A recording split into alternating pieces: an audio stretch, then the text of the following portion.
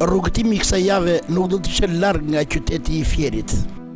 Komuna Zharrës nis pothuaj tek thesa e Patosit dhe vijon në fshatrat Verbas, Sheqisht, në dy anët e aksit rrugor Fier-Berat. Sido që janë hapësira të shkelura nga televizioni Apollon, e konsideruan privilegj që grupi i xhirimit të shoqërohej nga Agron Gjerazi, ish mësues në fshatrat e komunës Zharrës, si dhe Maksi Zarkën nga Sheqishta.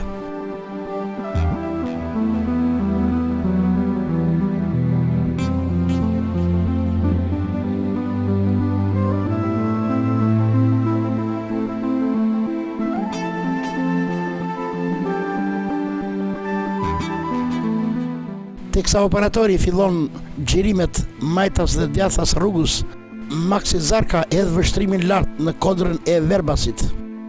Një shtëpi e vetmuar, e bukur, maj kodrës së gjelbëruar. Aty ka një ngjarje, tregon Zarka, nëse mund të ndalojmë.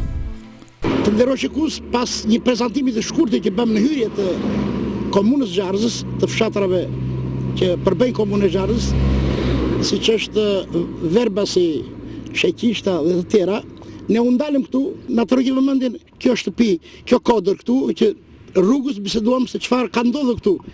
Herët pra në vitet 40, pas pushtimit të Shqipërisë nga Italia fashiste. Unë i falenderoj që keni ardhur për të eksploruar këtë zonë këtu. Kjo është një zonë afër qytetit, rreth 5 deri në 7 kilometra. Është një zonë që ka një traditë antifashiste qysh në 7 prill 1989. Para që duhet të theksoja është që në këtë vend tu ka patur shtëpinë Beqir Zaloshnja. Zaloshnja ka qenë një fis të ardhur në vitin 1905 nga Skapari, të stacionuar këtu me toka me prona dhe një fis shumë luftarak.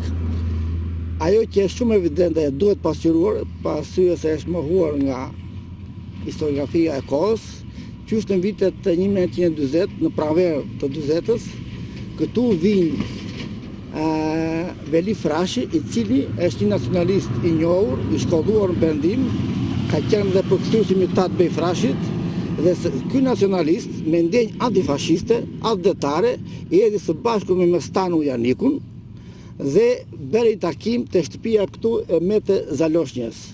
Dhe Mestanu Janiku u betua përpara Mete Zaloshnjës se do të krijonte qetën antifashiste.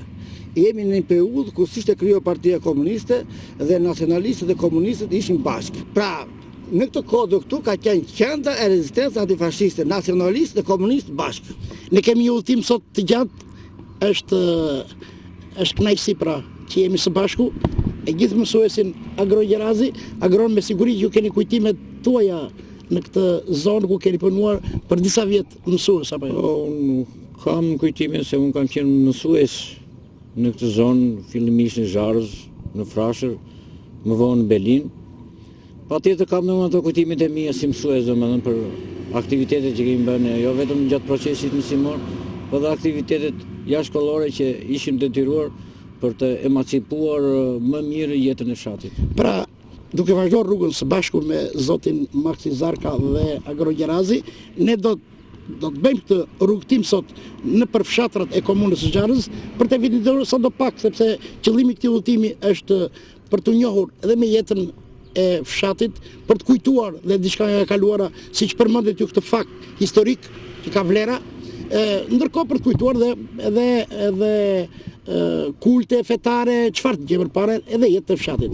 Besoj se jemi dakord që do të theksojë diçka tjetër. Për shkak se një pjesë nga pjesëmarrësit në krijimin e qetave, si Mestanu Janiku, Xhelal Staravecka, Gjin Marku, u goditën nga monizmi, edhe janë hequr nga mbeti në errësirë. Po ka dokumenta që në një emision tjetër unë mund t'ju jap dokumentat po të monizmit, të cilët vërtetojnë këtë ngjarje që unë fola pak më parë.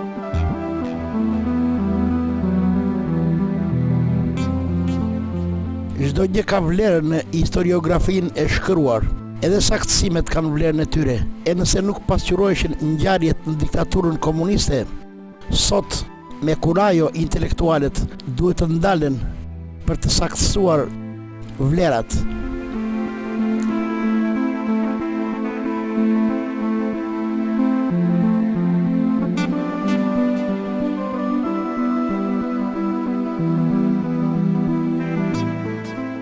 E më pas do të vazhdojmë rrugën dal nga dal për në qendër të komunës Zharrës, ku na priti kryetari i komunës Taulant Gremi dhe jo vetëm ai.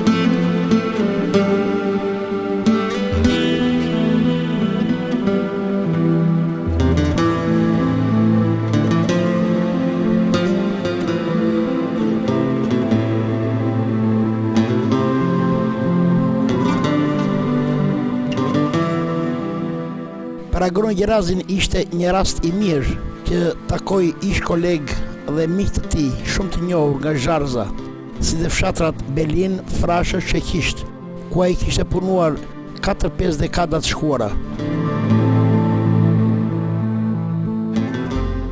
I pamje hiqme pra në këtë pallat, ish pallati i kulturës së Zharzës, që tani është në rikonstruksion. Me siguri që brenda do të jetë ambienti më i përshtatshëm për të pirë kafen.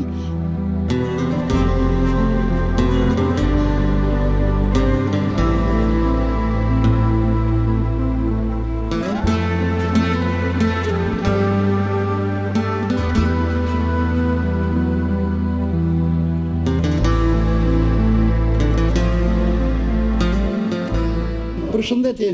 Falë si kam dhëtë njoma. Ti e zonja e këtij lokalit? Shumë mirë. E pra, me sa duket jashtë bëhet rekonstruksion i lokalit, nëse këtu brenda që ka ndryshe ambienti që mund të pihet kafe apo jo.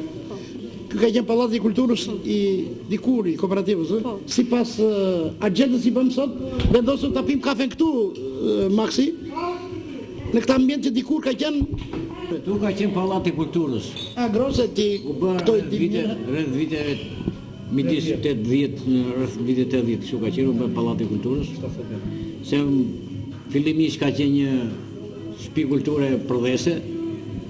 Qeveria në atë kohë, kooperativa si që ishte, investoi dhe mbriti se këtë pallat kulture, sepse jeta kulturore në fshatin Zharz, në gjithë kooperativën, ka qenë shumë e zhvilluar. Hyrja në ish pallatin e kulturës, Agronit dhe kolegëve të tij do t'i zgjojnë kujtime, sepse në Zharrës, qysh nga vitet 60, ka patur gjallëri dhe aktivitete kulturore. S'kishte tjetër rrugë për dëfrim, veç këngëve dhe valleve, që këndonin dhe kërcenin vendasit dhe më të talentuarit do të kënaqin pjesën tjetër. Kujtimet nisen me Thanas Kazanin. Si kemi? Thanas Kazanin më quajnë.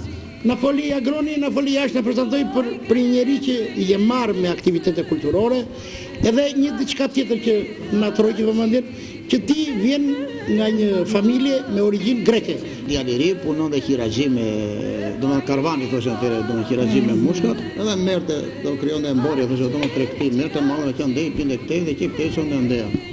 Me kalimin e viteve i pëlqeu shoqëria, ambienti dhe klima këtu, tregtia po ishte kështu dhe ngeli këtu dhe derisa mori edhe të shoqën, po dhe shoqja greke, e mori që ndej sonë këtu. Mbas disa vite pastaj më morë dhe mua. Edhe bashkë të morë, duke ti mbetë në Greqi. Jo, unë morë këtu. Linde këtu. Ata nuk lënë të ne. E por në qofshino, apo buratan dhe more, arqiraci. Si që në baban dhe në baban ti me qënë Stereo, Kazani, nënë ti me qënë Kaliopi, Kazani, ardhën e Drevena e Greqis. Baba i vdek në vitin 1962, nëna vdek në vitin 1981. Në qofshino, burate botës dhe more, arqiraci. Dhe qysh në ato vitet e vogla të mbaj mend, jo mbaj mend, po në vitet të më isha klas 4 dhe mesëm e kisha pasion të aktivitetet kulturore. Dhe mbaj mend në vitet klas 4, shkolla për mbylljen e sezonit organizoi një aktivitet. Edhe improvizojmë një skeç, është ajo kënga që japën ata strapallin, plak more, djan more, Dita këndosh, më falë, dita këndosh Thanasa të këngën, të kujtosh ca vardje? Merja qika se. Frasin në i tjetër që më ta shëqëroj, në që se fraktu. Hajde, kush e dje të këngën? Edhe, ato vargjet i këthujem në monolog, në dialog, duke për skeqe, maj mendë dhe ata shokë që luajtë me më ka qenë një farë Nazmidine, ka qenë një vajzë tjetër një farë Xhire Hoxha, ka qenë dhe një vajzë tjetër një Luftie Shushka. Edhe bëm të skeqin, edhe aty dhe plus pasaj më vonë, vini këto, t'ja themu, ishin brigada kulturore ose estrada e Fierit, vini jepi shfaqje në për fshatrat. Qoftë në rastin e fushatave, do ma qoftë të mbjellive, qoftë fushatat e vjeshës të vona. Dhe në përmjet atyre, kur i granonin ata programe atyre, fosin dhe ndaj gjë për mua, për shumë më qese, i kisha qef të gjera dhe jepja ndaj skeqa, ndaj monologa, në recitim. Ti vjen me origjinë nga një familje ortodokse apo muslimane?